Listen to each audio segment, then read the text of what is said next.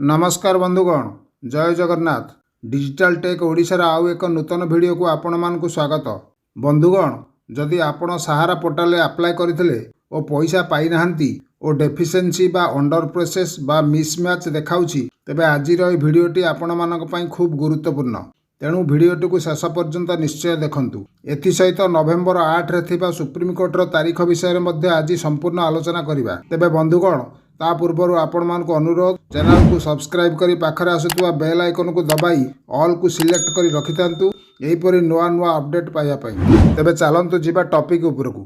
तेबे बंधुगण, मु गत वीडियो रे आपण मानकु कहिथिली किपरि रिसबमिशन करिवे। ठीक सेहीपरि जदि आपणक नाँ रे बा टाइटल रे बा आधार कार्ड और बैंक अकाउंट मध्य रे मिसमैच अछि, तेबे आपण एही पोर्टल रु गोटे एफिडेविट फॉर्म डाउनलोड करी एहाकु नेई रोटारी पब्लिक पाखरे एफिडेविट करी पोर्टल रे अपलोड करंतु।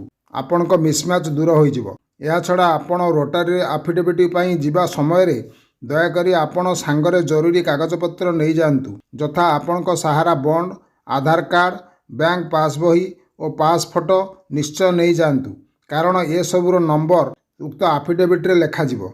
नचेत आपणकर एफिडेविट होई परिबो नाही।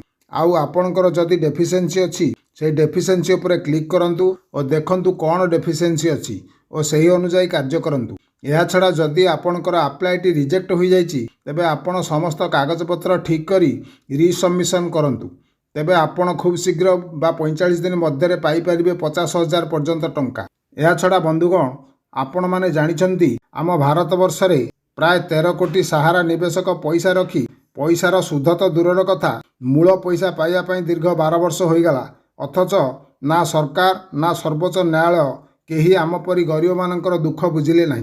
तेणु गत नवेम्बर 8 तारिख रे थिबा पिनाकी पाणी महांती केस मध्य सेही तारीख रे रहीगला, अथच पुणी निवेशक मानकु मिलिला सुप्रीम कोर्टर सेही तारीख परे तारीख बा पुणी सेही केसर आगामी तारीख रहिला आसंता जनवरी 7, 2025 को, किंतु किछि सिद्धांत मिली पारला नाही।